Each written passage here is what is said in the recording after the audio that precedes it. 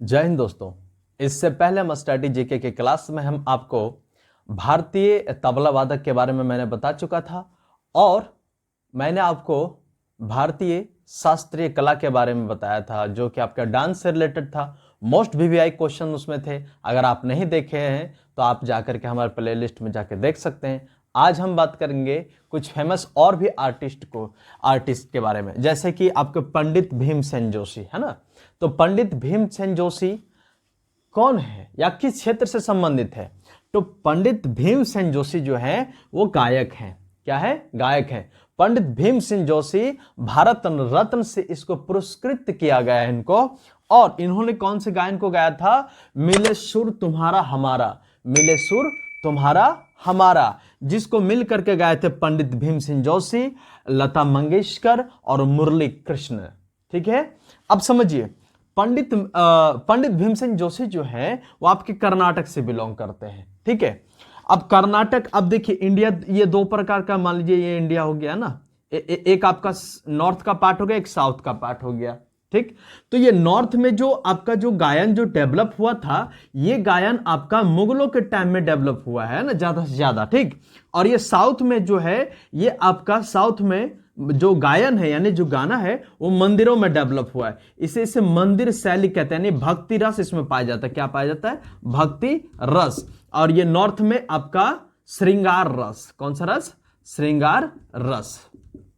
देखिए, वैसे जो गायन का जो शैली है ये हमारे प्राचीन धर्म ग्रंथों से मिलता है, वेदों से मिलता है। जैसे कि सामवेद में गाना आया है, तो संगीत का जो सबसे विशिष्ट जो वेद है उसे संगीत वेद कहते हैं। कुछ आचार्य ये भी कहते हैं इन्हें पंच वेद यानी गंधर्व भी इनको कहते हैं। यानी गायन जो है, जो संगीत है, इसे पंचवेद भी कहा जाता है। ठीक है, अब आइए आगे की ओर सुनते हैं। जैसे बारे में जान लेते हैं, जैसे पंडित भीमसेन जोशी जो हैं, ये भारत के 6वें ऐसे कलाकार हैं जिनको भारत रत्न से पुरस्कृत किया गया। कौन सा? भारत रत्न से। अब एक बात समझिए, ऊपर में ये क्या है? ये नॉर्थ वाला जो पार्ट है, इसमें संगीत जो है यानी मुगल के टाइम में ज्यादा आया है। तो अब इसको एक बात समझिए, इधर क्या है? श्रृंगार रस। जैसे मैं आपको एक बात सुनाता हूं, आप समझिए। तेरे मस्त मस्त दो नैन मेरे दिल के ले गए चैन, मेरे दिल का ले गए चैन, तेरे मस्त मस्त दो नैन। अब आइए साउथ वाला में। साउथ वाला ये अब देखिए, गायन जो है ये आपका सुर से चलता है। कैसे चलता है? सुर से। ना कि इसका शब्द कैसा है और उसका अर्थ कैसा है, इसका कोई मायने नहीं रखता है। सुर मायने रखते हैं। क्या मायने रखते हैं? सुर, है ना। तो ये सुर कैसे? जैसे अलवेला सजन आयो रे, अलवेला सजन आयो रे। जस्ट शब्दों का यानी कि जो सुर है उसका उतार और चढ़ाव, वही सुर संगीत यानी भारत के भारतीय गायन शैली में जोड़ा गया है। तो भारत के भारतीय गायन शैली में आपके 10 प्रकार की शैलियों को ऐड किया गया है। कौन कौन है? एकदम बारीकी से समझिए। ठीक है, पहला भारतीय शास्त्रीय गायन शैली। देखिए, कोई भी आपको क्वेश्चन आ जाए गायन से रिलेटेड, किसी भी प्रकार का क्वेश्चन है, आप एकदम नहीं भूलेंगे। तो ये आपके 10 शैलियां भारतीय सांस्कृतिक गायन में जोड़ा गया है। तो पहला कौन है? ध्रुपद, धामर, होरी ख्याल, टप्पा, चतुरंग, रस सागर, तराना, सरगम, ठुमरी। आप याद कैसे रखेंगे? इसको एक तरीके से याद करिए, ऐसा नहीं कि कुछ हम ये याद रटने की जरूरत है ही नहीं। आराम से देखिए, इसको सीरीज वाइज करिए, आप भी गाना की तरह याद करें।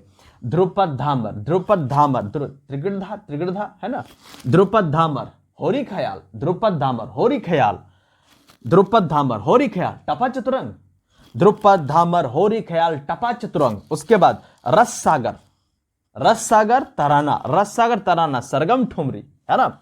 तो ध्रुपद धामर, होरी ख्याल, टपा चतुरंग, रस सागर तराना, सरगम ठुमरी, रस सागर तराना, सरगम ठुमरी। इस प्रकार से ये 10 शैलियां हमारे भारतीय शास्त्रीय गायन में है। तो एक और है आपका हेमा मालिनी के बारे में। 2016 के एसएससी में क्वेश्चन में पूछ चुका है कि हेमा मालिनी इनमें से किस क्षेत्र से संबंधित है? तो हेमा मालिनी आपके भरतनाट्यम से है। हेमा मालिनी भरतनाट्यम से, भरतनाट्यम से, ठीक है, भरतनाट्यम से। अब भरतनाट्यम वगैरह कल हम आपको भारतीय ये सब के बारे में पूरा बताए थे कि कितने नृत्य शैली है भारत के, ये सारा है, आप जाकर के वीडियो में आप देख सकते हैं, ठीक है। अब आइए, अब मैं आपको 10 ऐसे चित्रकार, फेमस चित्रकारों के बात करूंगा जो आपके एग्जाम में कई बार पूछे गए हैं और आगे पूछ भी सकते हैं। इनके अलावा आपको कुछ पढ़ने की जरूरत है चित्रकारों के बारे में। आओ ध्यान दो, जैसे कलाकार और संबंधित क्षेत्र, मैंने इससे पहले आपको पंडित भीमसेन जोशी के बारे में बताया है ना, ये गायन से संबंधित है। हेमा मालिनी, हेमा मालिनी को ड्रीम गर्ल कहा जाता है और ये भरतनाट्यम यानी कि ये डांस करते थे, है ना, भरतनाट्यम जो नृत्य है वो करती थी, ठीक।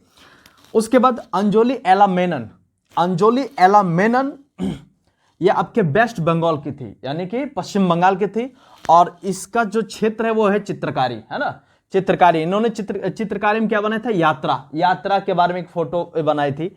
इनका बनाया हुआ चित्रकार जो पेंटिंग है उसको 2006 में सैन फ्रांसिस्को में यानी कि आसियान आर्ट म्यूजियम में इसको जगह मिली। इतना ये सुंदर खूबसूरत ये इनका आर्ट था। खैर, और इनको कई बार इनको पूछा गया इस चीज को, ठीक है।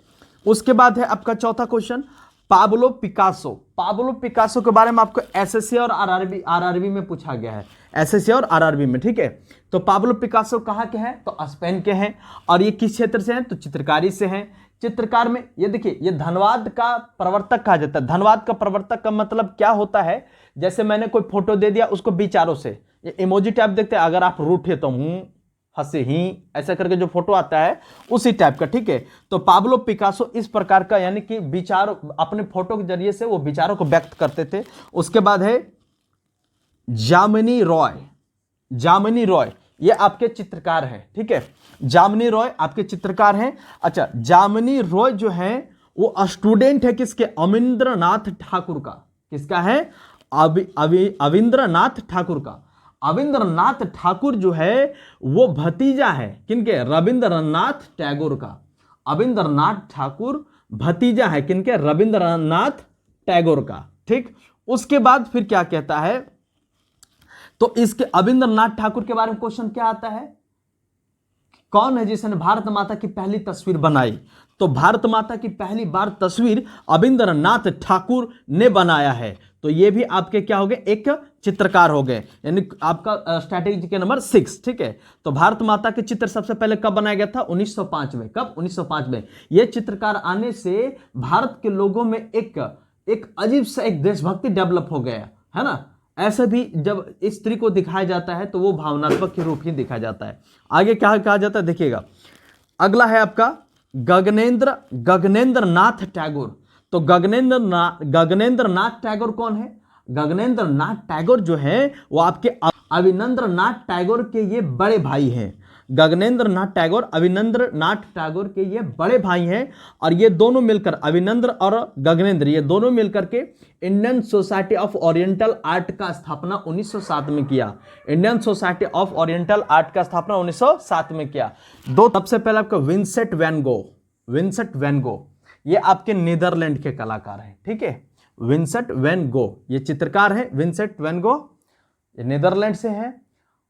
ये भाई साहब को शुरू में कोई वैल्यू ही नहीं दिया, कोनो इज्जत लोग नहीं दिया कि कैसा बनाया नहीं बनाया, जिसके वजह से ये 37 साल की उम्र में डिप्रेशन में आकर के अपने आप को आत्महत्या कर ले, सुसाइड, कमिटेड सुसाइड कर ले, ठीक है, मर गया। लेकिन इनके मरने के बाद इनकी चित्रकारी को बढ़िया से देखा गया, और उसके बाद उसका जो कीमत लगा उसके आप होश उड़ा देंगे। इनको बहुत, इनकी जो इनकी महंगी महंगी पेंटिंग थी पूरी दुनिया में इनको सेल किया गया, ठीक है। अब है आपका लियांड्रो दा विंची। इस चीज आप इसको जानते हैं पर आपको नहीं जानते हैं, क्यों, क्योंकि आपके दिमाग से एनसीईआरटी का वो चित्र गायब हो गया है जिसमें मोनालिसा छापा होता, एक लड़की जो ऐसे करके खड़ी रहती है, उसके बारे में, ठीक है, समझ रहे हैं ना, है ना। लियांड्रो दा विंची ये चित्रकार हैं, और ये है कहाँ के, इटली के। अब देखिए इनका जन्म स्थान कहाँ का है, इसके बारे में एसएससी आरआरबी में पूछा गया क्वेश्चन है, ठीक है। तो ये कहाँ के हैं, इटली के हैं। अब इनको कहा जाता है यूनिवर्सल मैन। क्या कहा जाता है? Universal man. क्यों? क्योंकि उन्होंने विश्व विख्यात पेंटिंग मोनालिसा को छापा था। किसको छापा था? मोनालिसा को। ये आपका जो पेंटिंग है 1503 में इसको बनाना स्टार्ट किया गया था। इसमें 3 साल लगा था, करीब 6 तक काम हुआ था, 15 से 6 तक। उसके बाद इसमें कुछ और ये एक वाटर डार्क वगैरह जैसा पेंटिंग था, तो इसको 1517 में इसको कंप्लीट किया गया। ठीक है, तो ये हो गया आपका मोनालिसा का। फिर इनका दूसरा पेंटिंग है जो बहुत ही फेमस रहा, the last supper. The last supper Leonardo da Vinci के बारे में पढ़ लीजिएगा। इसको एकदम आपको याद करना ही करना है। जो मैं आपको पढ़ा दे रहा हूं ये आपका डेफिनेटली है। ठीक है, तो चाहे वो किसी भी एग्जाम का, तो ये आपका एसएससी रेलवे में इस पूछ चुका है। उसके बाद कहता है अमृता शेरगिल। देखिए अमृता शेरगिल जो है ये हंगरी की है। हंगरी यानी कहाँ की? ऑस्ट्रिया की, यूरोप कॉन्टिनेंट के ऑस्ट्रिया की ये है। इसका जो जन्म स्थान है वो है हंगरी। तो ये कौन है भाई? चित्रकार है। ये अपने भारत देश से बहुत अधिक प्रभावित थी और ये यूपी के गोरखपुर में रहती थी। कहां पर?